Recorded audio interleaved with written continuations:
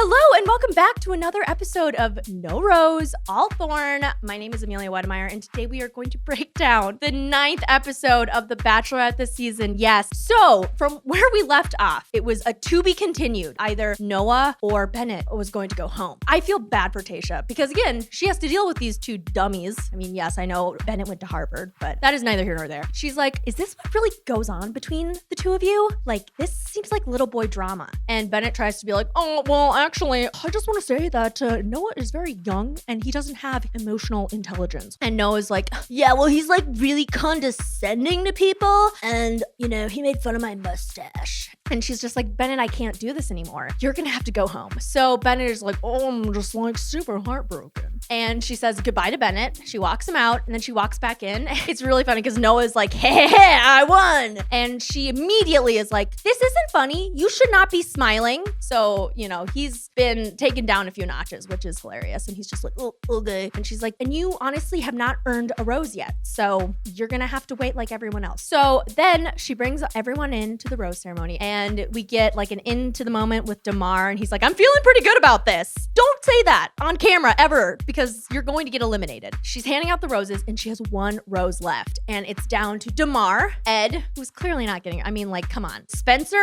and Noah. Those were the four that were left. And Tayshia's like, Noah, which shocking. She really likes him for some reason, which kind of brings me back to like her attraction to JPJ. She does kind of love an immature man, even though she's like, I want a grown ass man. It's like, do you though? I don't know from your selection. So Spencer, Ed, and Damar all have to leave, which is really sad and also interesting because I looked up some data. I know you're probably not used to me looking up data for this show. Neither am I. But Spencer becomes the first person since 2013 to get the first impression rose and not make it to hometowns, which is embarrassing. So then Ben, he gets the one-on-one date and it turns out it is a scavenger hunt, which, you know, I feel bad because truly they can't do much this season. So they are just resigned to doing these really lame dates and, you know, they break open a bunch of piñatas that some poor intern had to go and purchase at the Burbank Target before they all quarantined. So they do the scavenger hunt and then it's the dinner portion of the date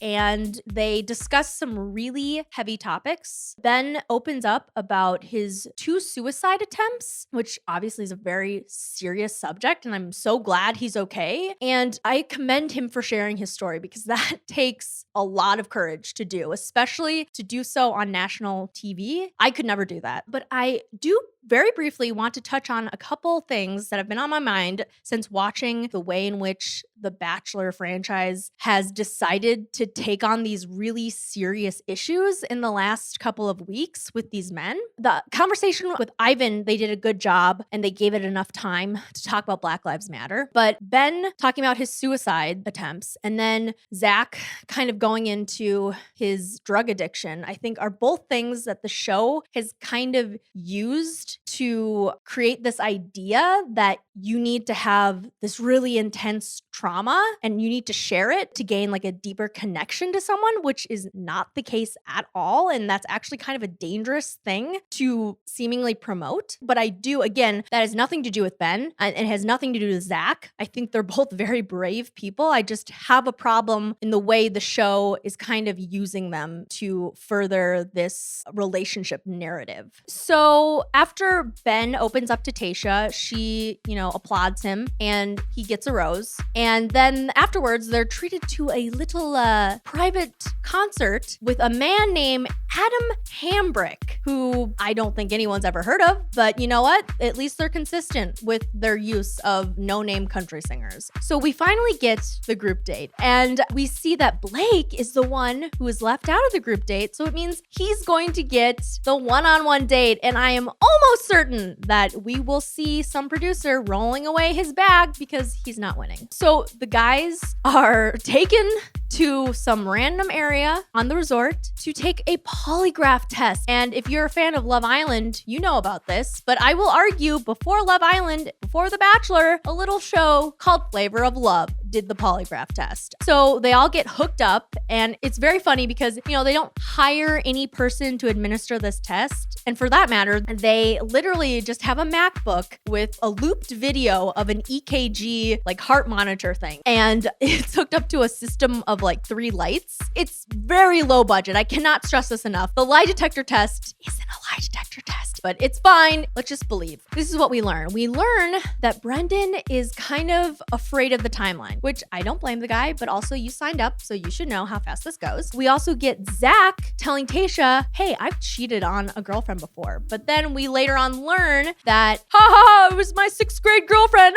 And they share a laugh. And then Riley, so JoJo is administering this, and she's like, okay, is your name Devin Riley Christian? And he's like, yes. And then it goes, and it's like he's lying. And so after everything's over, Riley, he sits outside and he's just like, I don't know if I can do this. And he goes over to Tayshia and he's like very emotional, and I'm emotional for him. And he's like, yes, let me tell you the story about how my dad got sole custody of me and then said all these bad things about my mom that were kind of lies. And now I have like a bad relationship with my dad. It was, again, really heavy stuff that honestly didn't really get resolved, that's fine, because that is his story to share. And if he doesn't want to share all of it, that is 100% okay. But it's, again, they use it in the promos like, ooh, what could Riley be lying about? And it's just like, this is someone's life. Like, I don't know exactly what happened between his mom and his dad, but this franchise is again kind of using it as like drama. So that's upsetting. Well, Tayshia thanks Riley for being honest with her. And she actually thanks all the guys for being really honest and open with her during this exercise. And sadly, no one gets a rose. She's like, I just don't think I can give this out, which is just like, oh my God, these guys just spilled everything to you, all their deep, dark secrets, and you can't give one of them a rose? Yeah, so then they all walk back,